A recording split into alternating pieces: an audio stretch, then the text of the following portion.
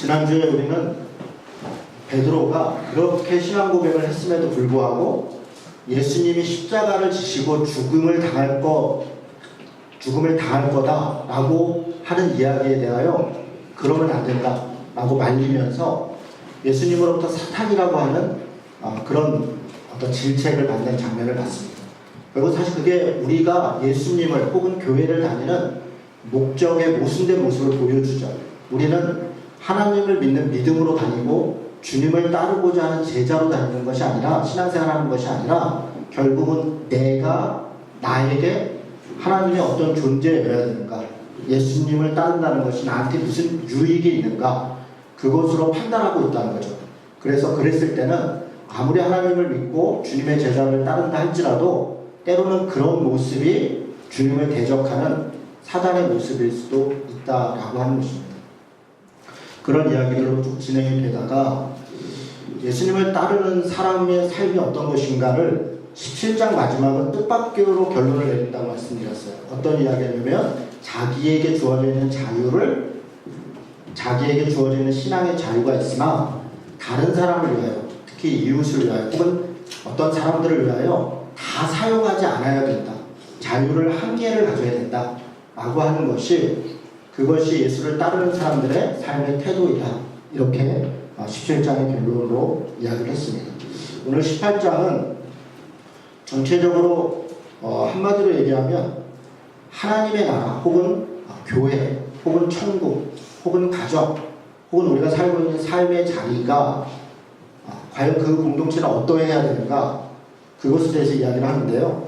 18장 1절 한번 보겠습니다. 그때 제자들이 예수께 나와 이르되 천국에서 누가 크니이까. 여러분, 지금 제자들이 지금 뭐라고 묻냐면 천국에서 누가 큽니까? 이렇게 물어봤어요. 이게 지금 제자들의 관심이에요. 제자들의 관심. 그런데 맞습니다. 계속 조절을 했는데 자꾸 신경 쓰여요. 맞습니다. 제자들의 지금 관심은 여기서 보면 두 가지로 볼 수 있어요. 하나는 천국에 대한 관심이 있어요. 그런데 이때 제자들이 생각하는 천국은 죽어서 가는 천국이에요. 죽어서 가는 천국. 영원한 하나님 나라를 죽어서 가는 천국에 대해서 나는 어떻게 하면 천국에 갈 수 있을까? 그거에 대한 첫 번째 관심이 있어요. 근데 또 하나의 관심은 천국에 가서도 누가 더 큰 자냐. 제자들끼리 좀 경쟁하는 거예요. 12명의 제자 혹은 예수님을 따랐던 수많은 제자들 중에서 나는 어떤 위치에 있을까? 내가 쟤보다는 그래도 더 헌신하지 않았나? 더 믿음이 좋지 않나? 그래서 내가 더 높은 자리에 있지 않을까?에 대한 욕심을 지금 묻고 있는 거예요. 여러분, 가만 보면 이 질문이 우리가 하고 있는 질문이에요. 하나님 앞에. 우리가 신앙생활 할 때 늘 하는 게, 하나님, 저 천국 가게 해주세요. 저 누구 천국 가게 해주세요. 그러니까 천국 가는 거에 우리가 늘 관심이 있죠. 또 하나는 천국에 가서도 내가 상급 받게 해주세요. 그래서 이 땅에서 우리가 신앙생활하는 것, 혹시 어떤 삶을 사는 것이 다 결국 천국에 가서 내가 이 땅에서 누리지 못했던 어떤 것들을 보상받게 해주세요. 그게 우리의 기도 제목인 경우가 많고 우리의 천국에 대한 기대인 경우가 많습니다. 이게 제자들만의 관심이 아니라 우리들의 관심이라는 거죠. 그런데 이렇게 제자들이 물어보면 원래 예수님이 뭐라고 대답을 해야 되냐면 쓸데없는 소리 하지 마. 천국에 그런 거 없어. 이렇게 얘기를 하던가, 아니면 내가 보니까 베드로는 지난번 얘기한 걸로 텄어. 요한이 최고야. 요한이 아마 지금 상태로는 요한이 1번이다. 니네들이 요한을 따르도록 해라. 뭐 이렇게, 그러니까 천국에서 큰 자리에 앉으려면 어떠해야 된다.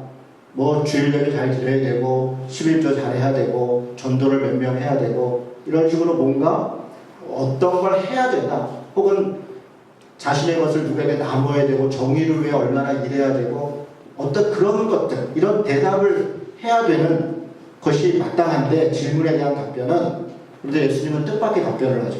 뭐라고 답변합니까? 예수께서 한 어린아이를 불러 그들 가운데 세우시고, 어린아이를 이렇게 불렀어요. 우리 애들이 다 가서, 우리 중에 좀 제일 어린 친구는, 우리 친구가 제일 어린 것 같은데, 하진이가 중3이죠? 그러니까 여기 고1이고, 하진이가 어린아이가 아니라 어린아이 한 명을 불렀어요. 그러면서 뭐라고 얘기를 해요? 너희가 어린아이 같이 되지 아니하면 천국에 들어갈 수 없다. 여러분 이게 무슨 뜻일까요? 우리가 어린아이 같이 돼야 천국에 들어간다는 게 무슨 뜻일까요? 우리는 되게 이렇게 생각해요. 어린아이는 천진난만해. 어린아이는 순수해. 어린아이는 엄마만 바라봐. 그러니까 무슨 얘기냐면 성품을 생각해요. 어린아이가 이러이러하니까 우리도 마음이 착해야 되고 우리도 하나님만 바라봐야 되고 우리도 순진무궁해야 되고 이렇게 어떤 성품을 생각해요. 그런데 이때 당시에 이 말씀은 성품에 대한 이야기가 아닙니다. 왜 어린아이를 불렀나? 어린아이처럼 착해야 되고 어린아이처럼 순진해야 돼서 어린아이 같아야 된다는 것이 아니라 이때 당시에 어린아이는 가장 천대받는 것의 대표예요. 가장 낮은 자의 대표예요. 제가 대표라고 표현해서 그냥 비유를 하고 하는 게 아니라 당시의 여자 혹은 노예 혹은 뭐 병든 자, 문둥병자 이런 사람들이 사회 속에서 가장 천한 자들로 취급을 받았는데 그들보다 더 천한 자가 어린아이였습니다. 어린아이는 그들 중에도 끼지도 못해요. 어린아이는 그냥 지금이야 우리 아이들이 뭐 집에서도 다 최고고 아이들 때문에 뭐 이사 가기도 하고 뭐 하여간 요즘은 아이들이 최고잖아요. 부모보다는 아이들이 우선이고 아이들이 최고인데 이때 당시 그렇지 않아요. 아이들이 최고가 아니라 아이들은 노동력이에요. 재산이에요. 팔기도 했고 사기도 했고 그냥 결혼을 보내서 재산으로 어떤 가져오는 대가로 쓰기도 했고.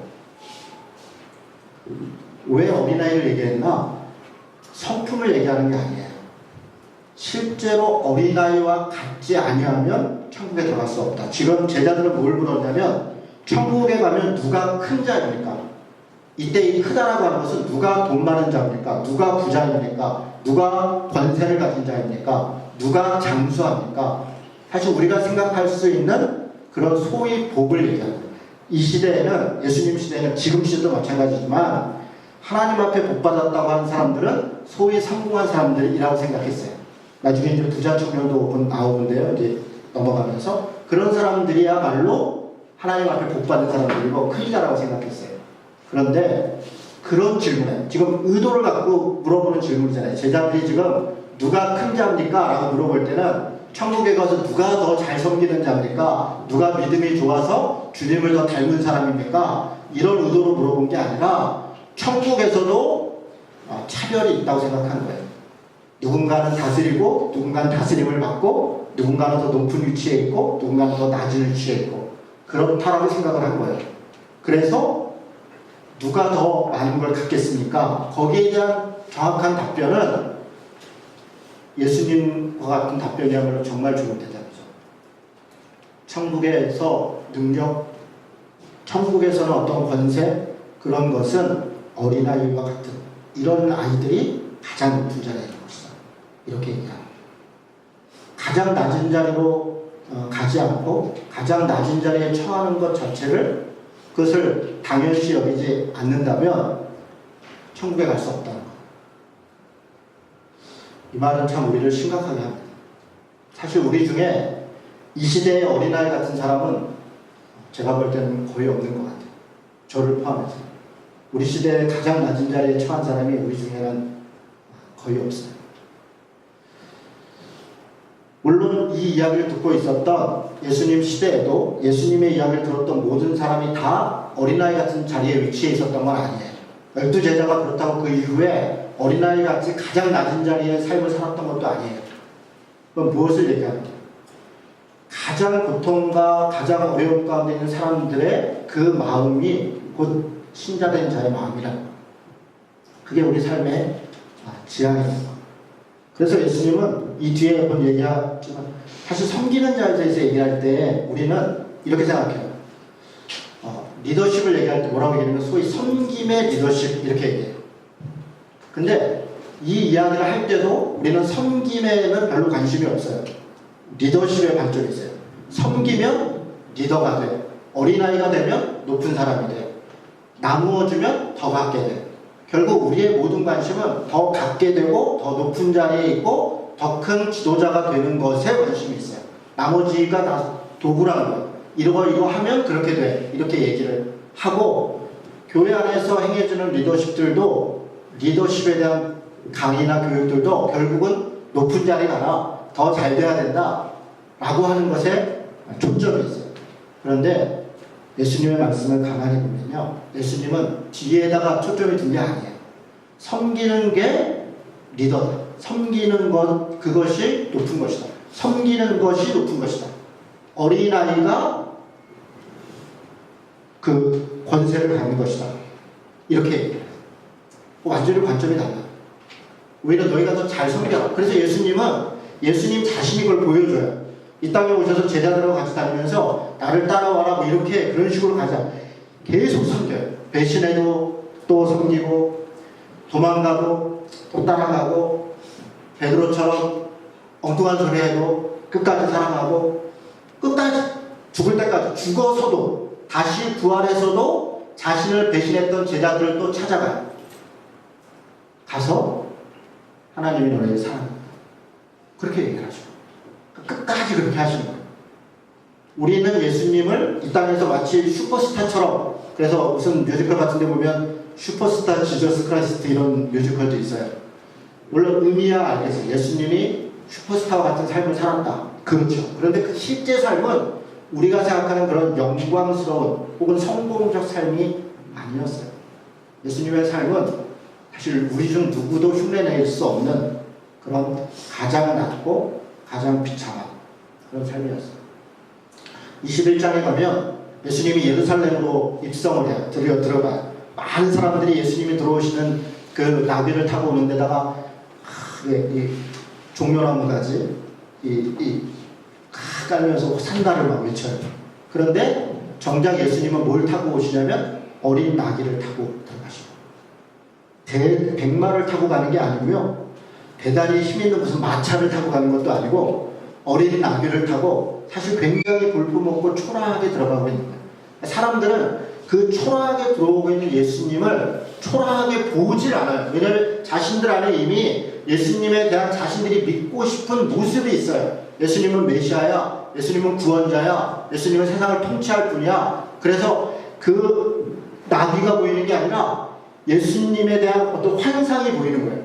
그래서 와, 드디어 뭔가 새로운 일이 일어나겠구나 이렇게 생각해요. 그런데 예수님은 그때도 그냥 나귀를 타고 이렇게 들어갑니다. 우리가 보고 싶은 대로 보는 거죠. 우리가 믿고 싶은 대로 믿는 거죠.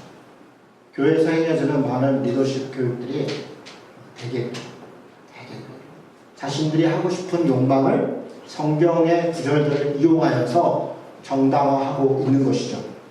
오늘 우리가 읽은 이 본문에는 공동체가 어떻게 될까? 봐요. 천국에서 누가 큽니까? 이렇게 물어볼 때 이때 천국은 죽어서 가는 천국을 묻지만 우리에게 대입하면 우리는 이렇게 물을 수 있겠어요. 하나님, 교회에서 누가 큰 자입니까? 가정에서 누가 큰 자입니까? 직장에서 누가 큰 자입니까? 세상에서 누가 큰 자입니까? 왜냐하면 이 땅이 우리가 하나님 나라이고 천국이라는 걸 우리가 알잖아요. 죽어서만 가는 곳이 천국이 아니라 이 땅에 이미 하나님 나라가 임하였고, 우리가 눈으로 볼 때 여러 가지 죄악도 있고 불의도 있으나, 그러나 하나님을 믿는 우리는 예수 그리스도가 오심으로부터 하나님 나라가 시작됐다는 걸 믿잖아요. 그러면 이 질문을 우리가 다시 예수님한테 한다면 이렇게 묻는 거예요. 가정에서 누가 큰 자입니까? 이렇게 묻는 사람은 왜 묻는 거예요? 내가 큰 자라는 거예요. 내가. 남편이 큰 자고, 아내가 큰 자고, 아이들이 큰 자고. 그때 예수님의 답변은 이런 거예요. 가정에서 제일 약한 사람 누군가를 부를 거예요. 이 사람 같지 않으면 하나님 나라가 아닙니다. 가장 약한 사람에게 관심이 없고 가장 약한 사람을 존중히 여기지 않는 곳은 천국이 아니라는 거예요. 그것이 가정이든 교회든 직장이든 세상이든. 우리가 세상에 대해서 한탄할 때 무엇을 할 때 내 욕망과 탐심이 이루어지지 않은 것을 우리는 한탄하지만, 사실은 우리가 한탄해야 될 것은 세상은 왜 약한 자들에 대하여 관심을 갖지 않는가? 왜 소외된 사람들을 당연시 여기는가? 왜 가난한 사람들에 대하여 마땅히 여기는가? 그것을 우리는 한탄해야 되는 거예요. 왜 그들의 권리를 왜 세워주지 못합니까? 그게 우리 기독교인들이 가져야 될 시각인데, 우리도 세상 가운데서 내 위치가 더 높아지고 내가 더 많은 대우를 받고 내가 더 많은 대가를 받는 것에 신앙의 이름으로 관심을 갖는다. 이것은 죽어서 가는 천국만의 이야기가 아닌 것이죠. 그래서 우리가 이런 말씀 앞에 부담스럽고 불편하죠. 이 말씀에는 가장 낮은 사람들에 대하여 어린아이가 나오고요. 그 다음에 6절에 보면 작은 자가 나와요. 작은 자. 그 다음에 12절에 보면 길 잃은 양이 나와요. 작은 자, 어린아이, 길 잃은 양. 한마디로 얘기하면 하찮은 존재들. 아무도 관심 갖지 않을 존재들. 그런데 예수님은 지금 교회에 대해 혹은 천국에 대해 설명하면서 그들을 갖다 대고 있어요. 그러니까 예수님의 성격은요, 지금 보면 좀 까칠해요. 그러니까 당시 사람들이 제일 불편할 얘기들을 아주 아무렇지도 않게 얘기를 하는 거예요. 부자 청년이 왔어요. 그럼 뭐 잘 다독여서 돈도 있고 권력도 있고 그러니까 좋은 일에 어차피 고지를 정정한 사람이니까 복음도 잘 전하고 잘 격려해서 쓰면 되잖아요. 그런데 거기다 대고 다 안 버리면 너는 날 따를 수 없다. 근심하여 돌아갔더라. 그래 근심에 돌아가도 아무렇지도 않게 갈라면 가라. 그 영혼은 어떻게 하고요? 그건 지가 알아서 하겠지. 이거 그냥 별 관심이 없으세요. 그러니까 예수님의 말투나 말의 방식을 보면 굉장히 어떤 면에서는 냉정하고 어떤 면에서는 좀 까칠해요. 그때 당시 사람들이 가장 듣기 불편한 소리를 골라서 해요. 어린아이, 작은 자, 길 잃은 양. 지금 우리가 들을 때는 역시 예수님은 사랑이 많아 이렇게 들리잖아요. 보이잖아요. 그런데 당시 사람들은 이 얘기 어떻게 들렸겠어요? 굉장히 불편하게 들었어요. 마치 우리들에게 제가 여러분 우리 중에는 아무도 이런 사람이 없어요. 그럴 때 마음이 괜히 불편하잖아요. 나도 좀 어려운데 뭐 이런 마음도 들고 그런 생각이 들잖아요. 그래서 내 걸 다 갖다 어떻게 하라는 거야? 다니던 직장을 그만두라는 거예요? 뭐 이러면 기분 나쁜 마음 생각들이 막 올라오잖아요. 더 했을 거예요. 예수님은 굉장히 어떤 본질, 정말 하나님을 믿는 게 무엇인가, 주님을 제자로 따르는 게 무엇인가를 그냥 있는 그대로 그것도 웃으면서 이렇게 막 얘기를 하세요. 저처럼 막 설교 중에 막 책상도 치고 막 승질도 내고 이러면서 그렇게 이게 하수죠, 하수. 예수님 고수죠. 다 하늘에 있는 새를 봐라, 들의 백합화를 봐라. 굉장히 부드럽게 얘기하는데 듣고 나면 뭔가 굉장히 부담스럽고 건담도 좀 찝찝하고 그렇죠. 고수죠.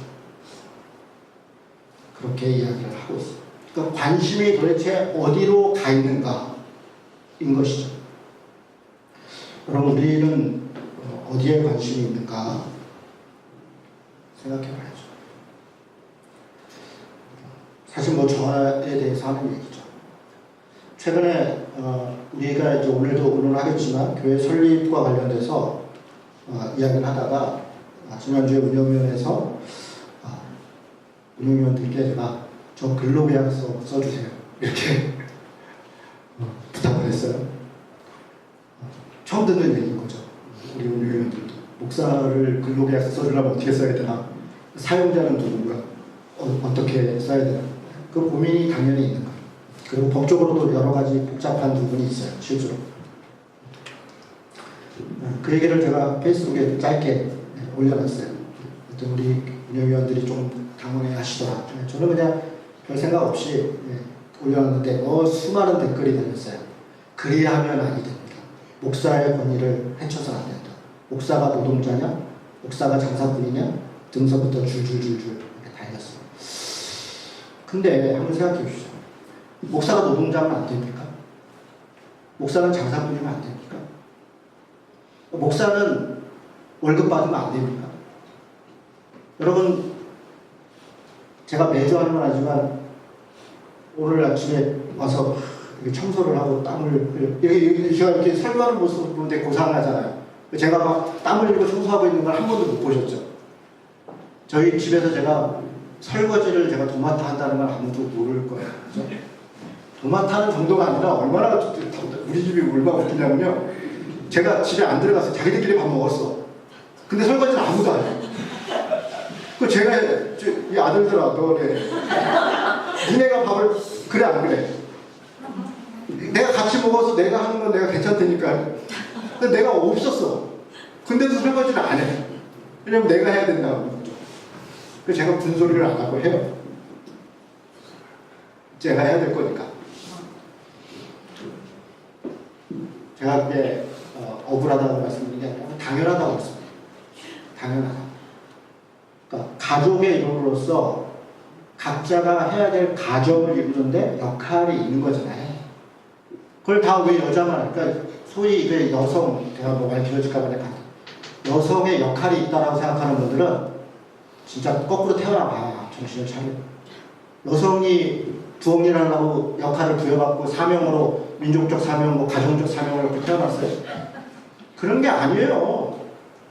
그런데 어느 날 결혼하면 여자는 당연히 부엌 일을 해야 되고 남자는 당연히 누워서 TV 보고 있어야 되고 라고 생각하는 것은 착각이죠. 그러니까 지금 시대는 그게 말이 안 되는데 옛날에는 우리 때는 말이 됐죠. 어떠해야 된다라고 하는 것은 다 시대적 산물이에요. 우리가 규정하는 것이에요. 많은 사람들이 목사도 성도이다라고 이야기하지만 정작 목사를 성도라고 스스로 칭하면 기분 나빠요. 목사는 일하는 것이다라고 이야기하지만 목사를 노동자라고 얘기하면 불쾌해요. 목사도 시민이고 목사도 마을 주민이고 동네 사람들을 만났을 때 목사님 오셨네요 라고 아니라 예손 아빠 왔네요. 예손 아빠가 어디서 왔어요? 이렇게 얘기할 수 있어야 되는데 왜 나한테 목사님이라고 안 하지? 이런 마음이 살짝 든다니까요. 살짝 들어요.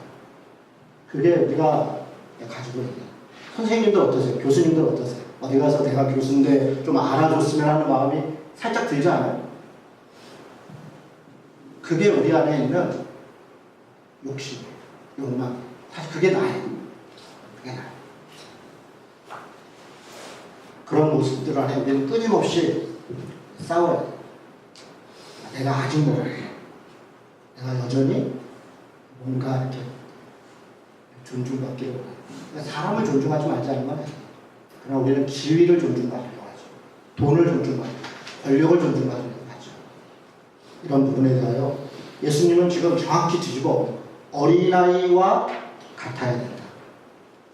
우리는 이것을 다 성품으로 치환해서 그래 내가 좀 더 순수하고 내가 좀 더 믿음이 좋고 이러면 어린아이 같을 거야. 그렇게 얘기하는 게 아닙니다. 가장 사회적으로 약자인 사람들의 입장에서 그 사람의 생각에서 행해야 된다라고 얘기하고 있는 것이죠.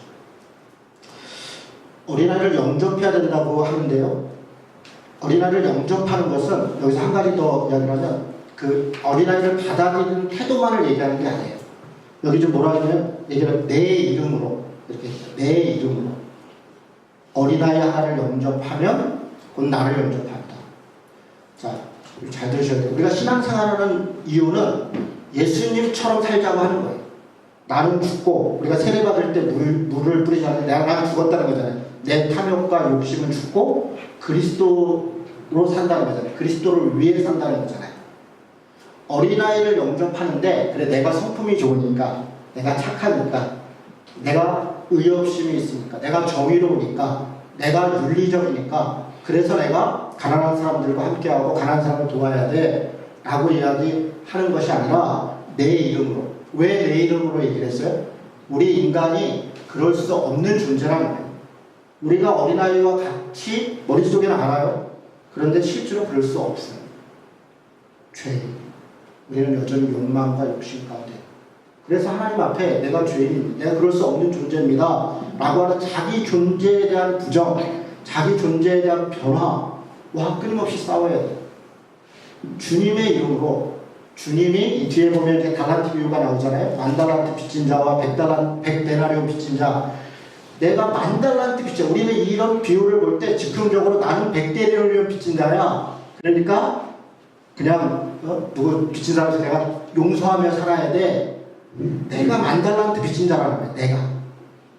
우리가. 10,000달란트라고 하는 건요. 상상할 수 없는 거예요. 한 달란트는 6,000데나리온이에요. 한 데나리온은 노동자의 하루 품삯이에요. 요즘 뭐 한 10만 원 잡으면 6,000일이라 6,000.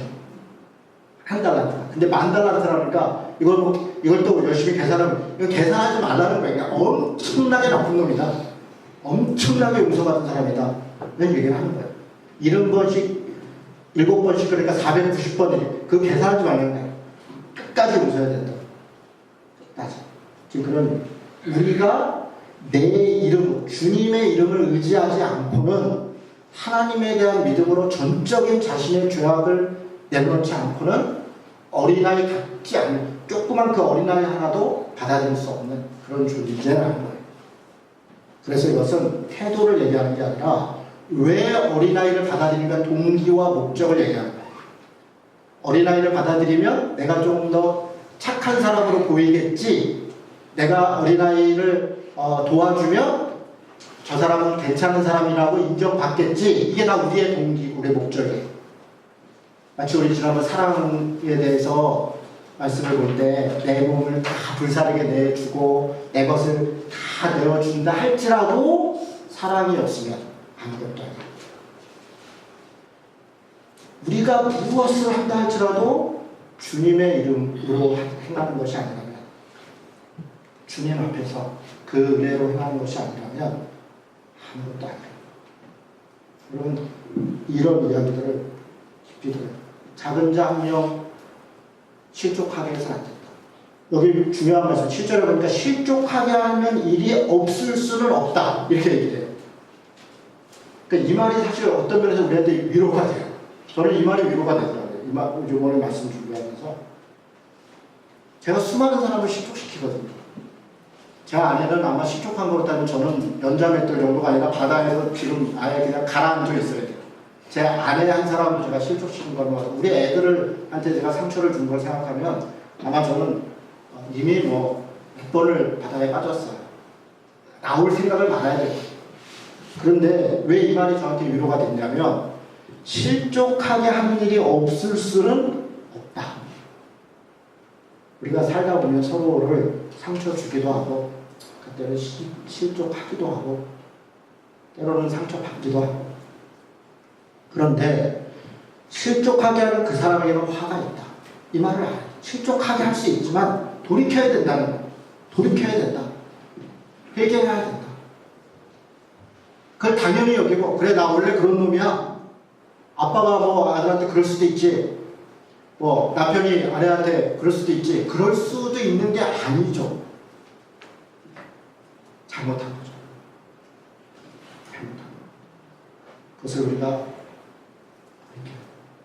네 발, 네 손 잘라버리라는 얘기가 그런 정도 심정으로 죄와 멀어지려고 하고 죄를 끊어내려고 하고 정말 우리가 그리스도 앞에 돌이키려고 하는 모습으로 살아야 된다.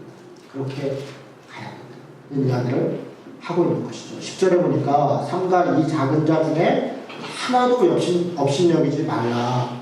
너희에게 말하노니 그들의 천사들이 하늘에 계신 내 아버지의 얼굴을 항상 배우느니라.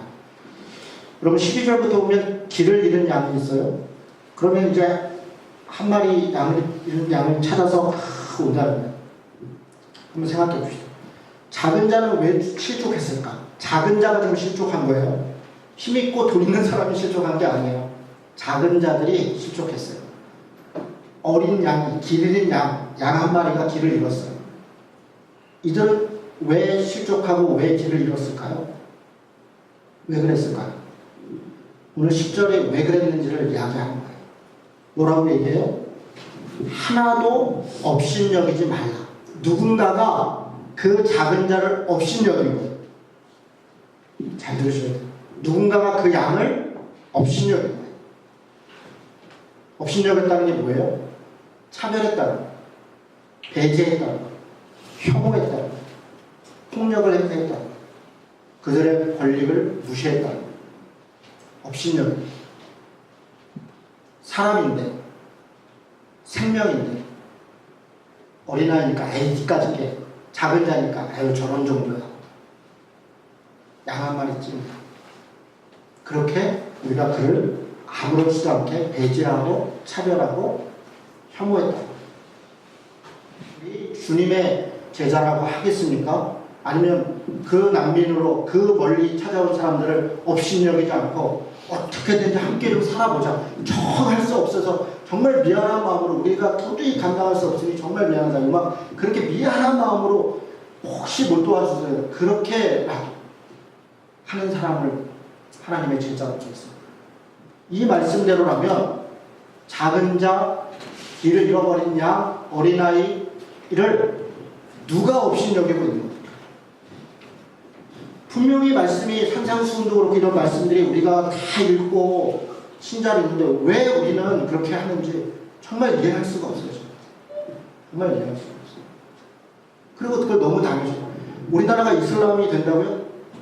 아니 그렇게 복음이 성경이 가르침이 그렇게 약해버려 아니 그 힘으로 막아지는 거예요 성경이? 복음이? 그게 얼마나 우리가 정복자적 사고예요. 그 십자군적 사고에서 도저히 한 걸음도 저는 이슬람 사고 옆에 들어올 수 있다고 생각해요.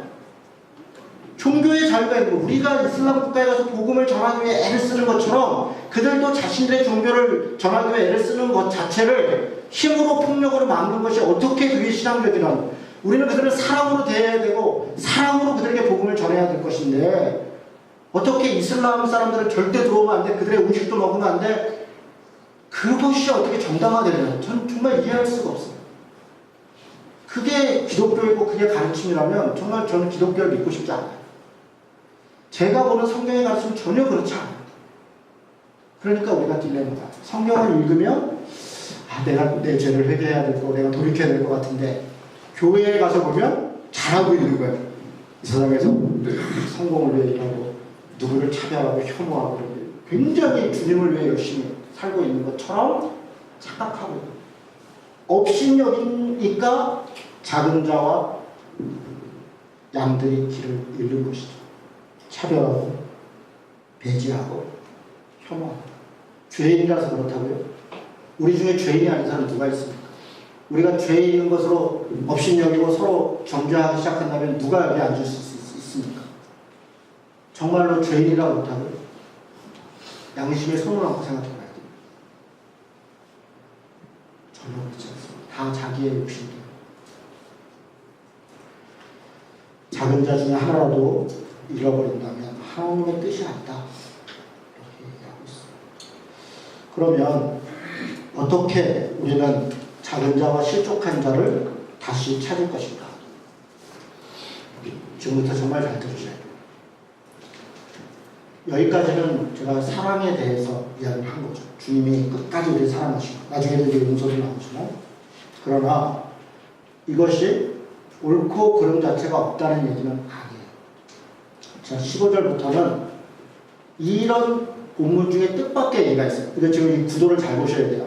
18장 1절부터 어린아이, 작은 자, 잃은 양 끝까지 하여간 그들을 다 품어야 되는 것처럼 이야기를 했어요. 그리고 21절부터는 용서를 얘기를 하는데 한두 번 말고 아예 끝까지 용서해야 된다 라고 얘기를 했어요.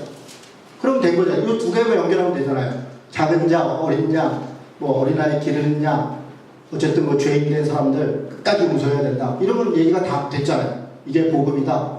그렇죠. 그런데 이 이야기는 왜 껴있을까요? 15절부터 20절의 이야기가 이 중간에 위치하고 있어요. 그것도 가운데 의미가 있죠. 이걸 따로 띄어서 우리가 생각해 보기도 하지만 저는 같이 봐야 된다. 이 이야기는 왜 있는 거냐면 작은 자나 실족한 자나 혹은 길을 잃은 자 누군가의 업신여김을 받아서 그런 자들 중에 모두가 다 피해자만 있는 것은 아니에요. 누군가는 가해자도 있어요. 누군가는 죄인도 있어요. 여러분 교회 안에는요 양만 있는 게 아니라 염소도 있어요.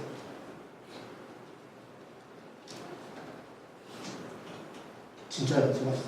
한번 받쳐보면 정신이 번쩍 들어요. 사실 뭐 우리가 염소이긴 하죠.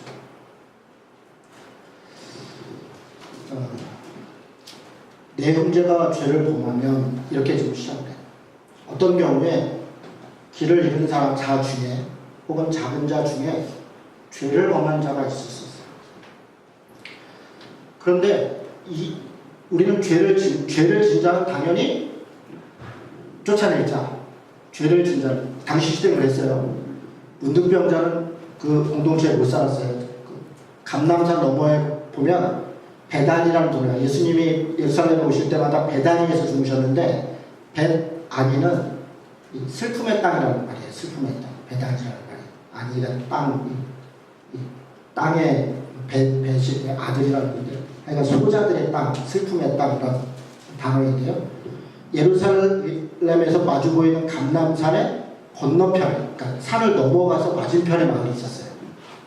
이쪽 보이는 쪽은 이 바리새인과 대지사들이 다 농장으로 썼기 때문에 거기는 마을이 있을 수가 없었어요. 감람산이 뭐 큰 산도 아니고요.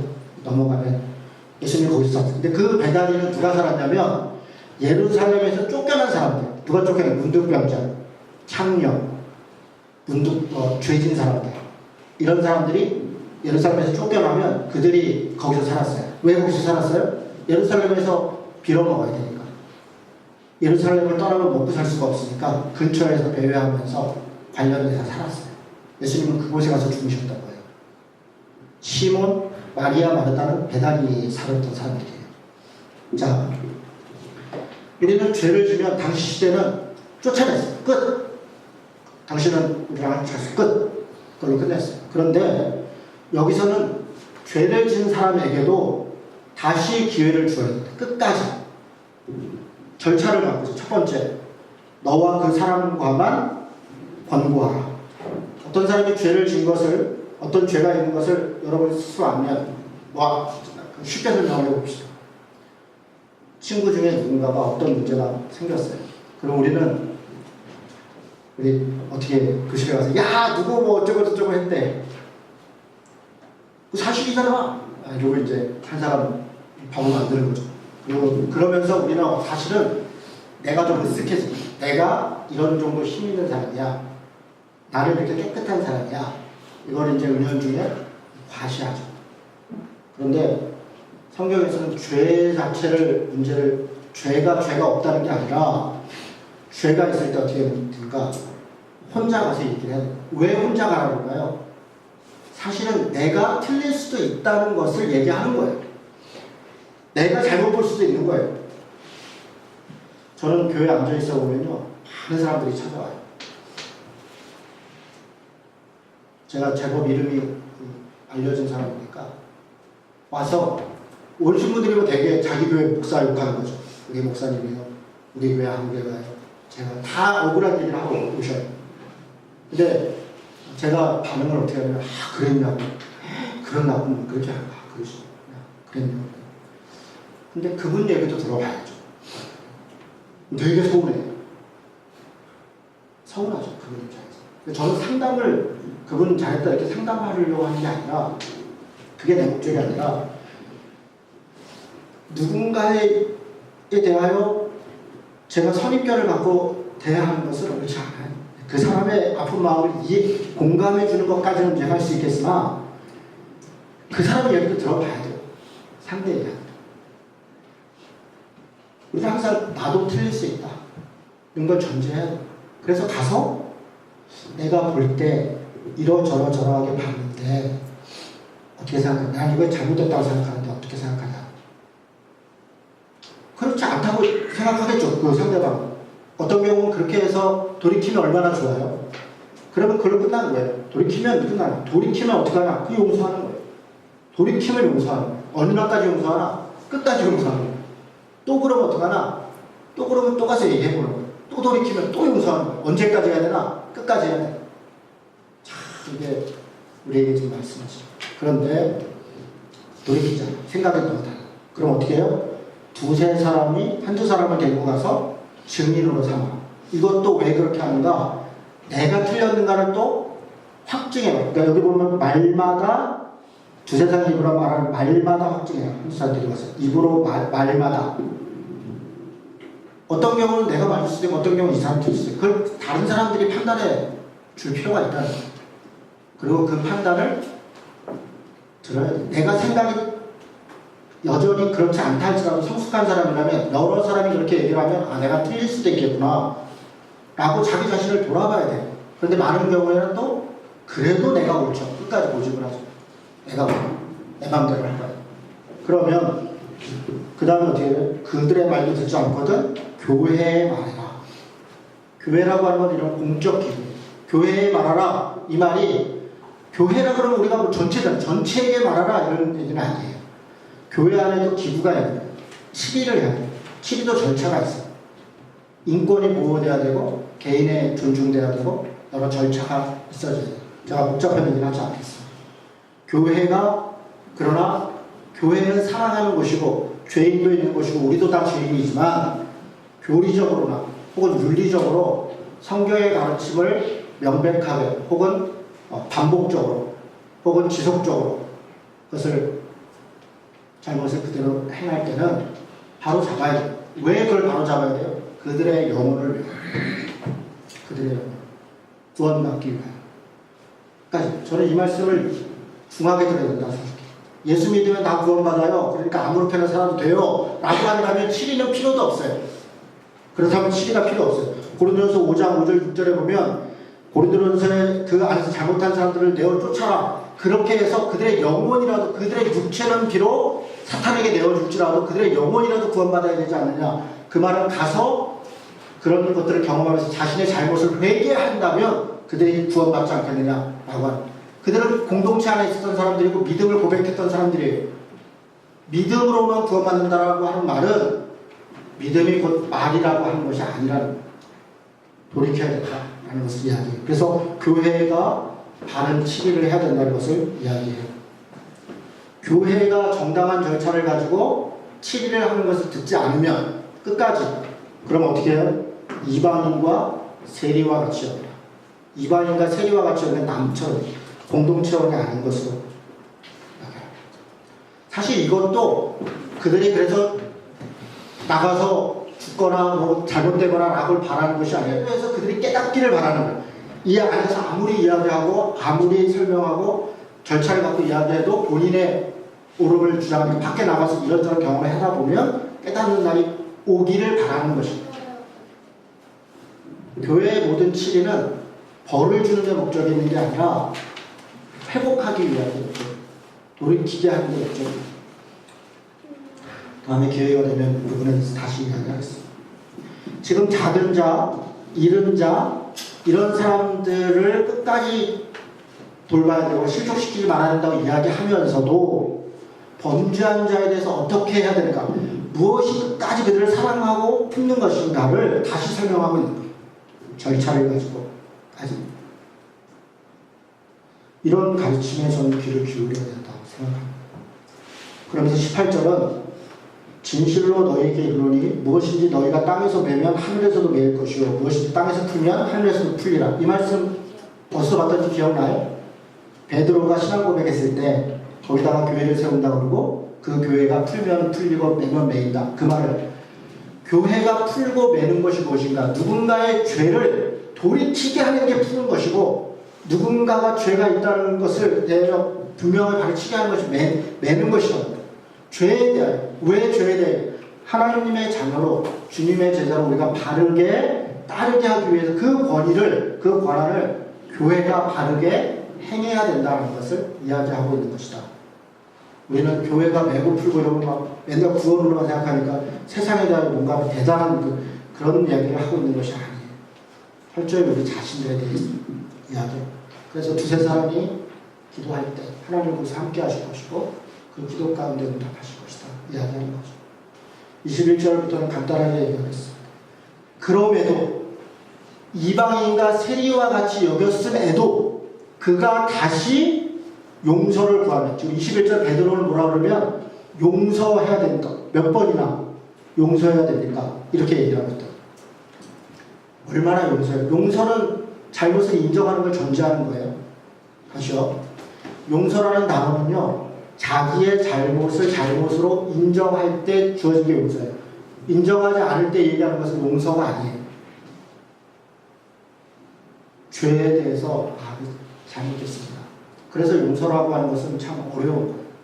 사실 이 본문은 우리가 누구를 용서할 수 없다는 얘기를 하고 있어요. 우리는 어떻게 끝까지 용서할 수 있는가?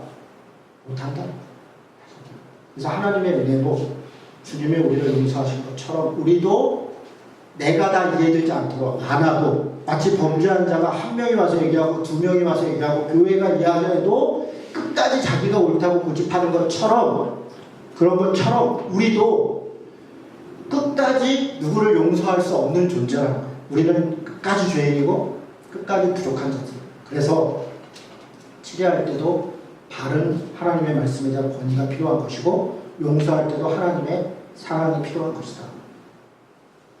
우리가 누군가를 치료하고 누군가를 용서할 때 우리는 너무 쉽게 우리 스스로의 권위를 사용해. 내가 목사니까 누구를 쉽게 용서할 수 있고 내가 목사니까 누구를 쉽게 치료할 수 있다고 생각하는 건 착각이에요. 우리가 그래도 믿음이 좋은 사람들이니까 우리 교회는 좋은 교회니까 다 착각이에요.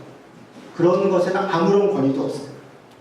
오직 누군가를 치료할 수 있는 권위는 하나님의 말씀의 가르침을 따라주게 그것이 권위가 있는 것이고 누군가를 용서할 수 있는 권위는 주님이 우리를 용서하신 것에 대한 그 빚진 마음이 있을 때 그 은혜를 할 때 누군가를 용서하는 거예요. 35절을 마지막으로 같이 읽겠습니다. 같이 읽습니다. 시작. 너희가 각각 마음으로부터 형제를 용서하지 아니하면 나의 하늘 아버지께서도 너희에게 이와 같이 하시리라. 저는 이 말씀이 가장 어려워요. 마음으로부터. 그러니까 겉으로만 용서도 아니고 마음으로부터 누구를 용서할 수 없죠. 저는 안 되더라고요.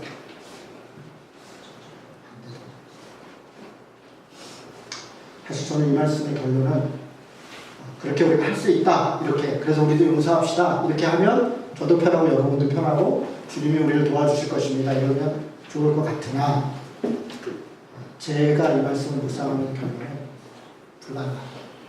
우리를 마음으로부터 용서 못한다. 그러나 그냥 말씀에 순종하는 것까지는 해보자. 언젠가 우리가 믿음이 더 성숙해서 누군가를 진심으로 마음으로 용서할 수 있는 단계까지 갈 수 있다면 좋을 것 같아요.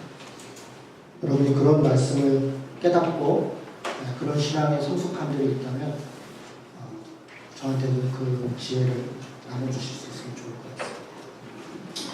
네, 이 말씀 드리고 지금 다음 주에는 우리 19장 살펴보도록 하겠습니다. 같이 기도하겠습니다.